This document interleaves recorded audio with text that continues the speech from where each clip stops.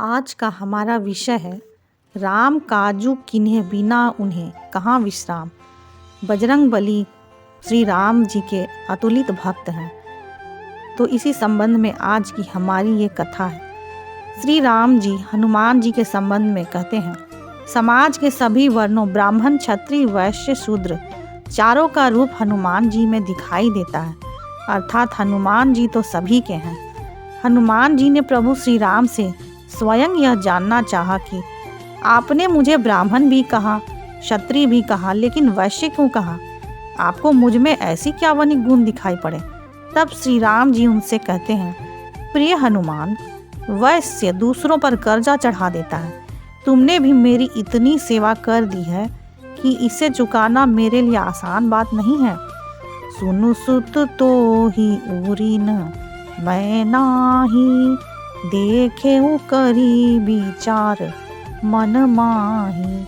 हनुमान जी बहुत भोले स्वभाव के थे और इसी भोले रूप में उनकी सब जगह मंदिरों में पूजा की जाती है। एक बार माता सीता जी को सिंदूर लगाते हुए देखकर हनुमान जी ने पूछा, माता जी यह किस लिए लगा जा रहा है? माता सीता ने कहा, यह सौभाग्य की निशानी है। हनुमान जी ने पूछा, इससे क्या होता है? सीता माता ने कहा, इससे राम जी प्रसन्न होते हैं। उसके बाद हनुमान जी ने उनकी पूरी बात भी नहीं सुनी और अपने पूरे बदन पर उन्होंने सिंदूर लगा लिया। तब से उनको इसी रूप में पूजा जाने लगा। ऐसा ही कहा गया है कि विद्यावान गुणी अति चातुर, राम काजु करिबे को आतुर। अर्थात हनुमान जी विद्वान गुणी व बहुत चतुर थे और राम काज करने के लिए सदैव उत्सुक उत्साहित रहते थे। और इस युग में हनुमान जी के चरित्र से यह सीख लेनी चाहिए कि हमें भी इन तीन गुणों को धारण करना चाहिए। भगवान श्री राम ने इसलिए चतुराई के सारे कार्य इन्हीं से करवाए। श्री रामचरितमानस में दो पात्र ऐसे हैं जिनको अतिरिक्त चतुराई दिखानी पड़ी थी, एक मंथरा और दूसरे हनुमान जी। जो चतुराई हमको श्री राम से दूर कर दे वह कुटिलता मानी जाती है, और जो चतुराई हमको श्री राम से मिला दे वह भक्ति मानी जाती है। हनुमान जी जब माँ सीता की खोज में लंका जा रहे थे तब उनकी चतुराई के कुछ और उदाहरण सुंदर कांड में मिलते हैं। जल निधि रघुपति दूत बिचारी, मैं नाक हो ही श्रमहारी। अर्थात समुद्र ने उन्हें रघुपति का दूत समझकर मैनाक पर्वत से कहा, हे मैनाक, तू इनकी थकावट दूर करने वाला हो, मतलब तू इन्हें विश्राम दे। हनुमान ते ही परसा कर पुनि कीन्ह प्रणाम, राम काजु कीन्हे बिनु मोहि कहाँ विश्राम।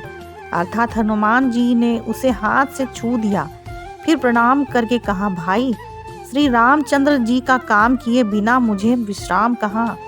यहाँ पर हनुमान जी ने मैनाक पर्वत के साथ चतुराई दिखाई, उसको अस्वीकार नहीं किया, केवल स्पर्श मात्र कर दिया।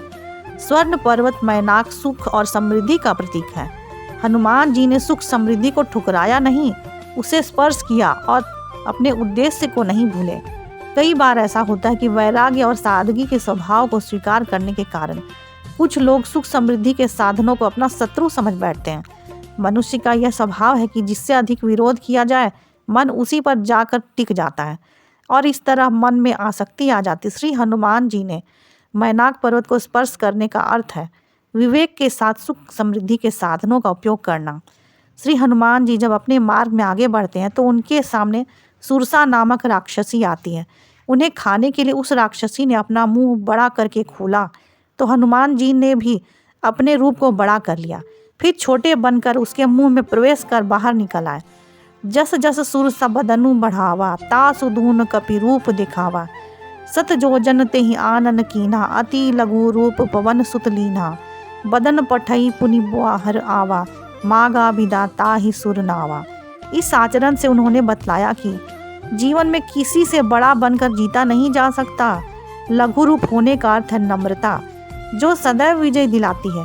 इस प्रसंग में जीवन प्रबंधन की एक महत्वपूर्ण बात निहित है कि हनुमान जी चाहते तो सुरसा से युद्ध कर सकते थे, उसे पराजित कर सकते थे, लेकिन उन्होंने विचार किया कि मेरा लक्ष्य इससे युद्ध करना नहीं, क्योंकि ऐसा करने से समय और ऊर्जा दोनों नष्ट होंगे। इस समय लक्ष्य है सीता माता की खोज और इस पर अधिक ध्यान देने की जरूरत। हम सभी अपनी जिंदगी में अपने लक्ष्य को भूल जाते हैं और लड़ने भिड़ने में लग जाते हैं। इस तरह स्वयं को श्रेष्ठ व बड़ा सिद्ध करने में हम अपने लक्ष्य से तो भटकते ही हैं, साथ ही दूसरों की नज़रों में भी बड़े नहीं बन जाते, क्योंकि बड़े वे होते हैं जो लोगों के दिलों को जीतते हैं, लोगों के दिलों में राज करते हैं। हनुमान जी को अपने मार्ग में आगे सिंहिका नाम की राक्षसी मिलती है, जिसे उन्होंने मार डाला क्योंकि वह ईर्ष्या का प्रतीक थी। वह उड़ते हुए लोगों की परछाई पकड़कर उन्हें खा जाती थी। श्री आंजनेय का यह मत है कि ईर्ष्या को जिंदा नहीं रहने देना चाहिए, इसे मार डालना चाहिए। ईर्ष्यालु लोग अपनी पूरी ऊर्जा दूसरों से लड़ने में लगा देते हैं। यदि मनुष्य को लड़ना है तो अपनी किस्मत से लड़ना चाहिए, ताकि वह उसे बेहतर बना सके। भाग्य भले ही ना बदले, फिर भी इस अपरिवर्तित भाग्य का सामना करने के लिए हमें अपने वर्तमान हालात बदलने का प्रयास तो किया ही जा सकता है। जब समुद्र को पार कर श्री हनुमान लंका पहुंचे तो लंका द्वार पर लंका की रक्षा करने वाली लंकनी नामक राक्षसी मिली। अति लघु रूप होने पर भी उसने हनुमान जी को पहचान लिया और बलपूर्वक उन्हें रोकने का प्रयास किया। तब उन्होंने लंकनी को मुक्का मारा और उसे घायल कर दिया। लंकनी लंका की रक्षक थी, किंतु वह रावण जैसे चोर की सेवा में थी। जो रक्षक एक गलत व्यवस्था की रक्षा करे, उस पर प्रहार करना चाहिए। शौर्य का यह अनुपम उदाहरण श्री हनुमान जी ने यहाँ प्रस्तुत किया और उनकी चतुराई भी हम सबके लिए प्रेरणादायक है। इसलिए हनुमान जी के बारे में ये कहा गया है कि वे अति चतुर हैं। हनुमान जी के बारे में गोस्वामी तुलसीदास जी कहते हैं, राम काजु करीबे को आतिर। हनुमान जी आतुर हैं, आलसी नहीं। एक पल की देरी लगाए वे श्री राम जी का कार्य करने के लिए तत्पर रहते हैं। राम काज करने का एक अर्थ यह भी है कि भगवान श्री राम को सुख पहुंचाना, उन्हें प्रसन्न करना। हम जिससे भी प्रेम करते हैं उसे सुख पहुंचाने के लिए उसके कार्यों को करते हैं, न कि केवल कार्य को पूरा करने के लिए। जो कार्य दूसरों को सुख पहुंचाने के लिए किया जाता है उसे करने में खुशी होती है, उत्साह होता है और मन भी उस कार्य को करने से प्रसन्न होता है। जबकि किए गए कार्यों से जब किसी को दुख पहुंचता है तो मन भी दुखी हो जाता है। इसलिए सदैव सुख पहुंचाने वाले कार्यों को करना चाहिए। श्री हनुमान जी भक्ति के परम सागर, परम शक्तिशाली भगवान श्री राम के सबसे बड़े सेवक हैं।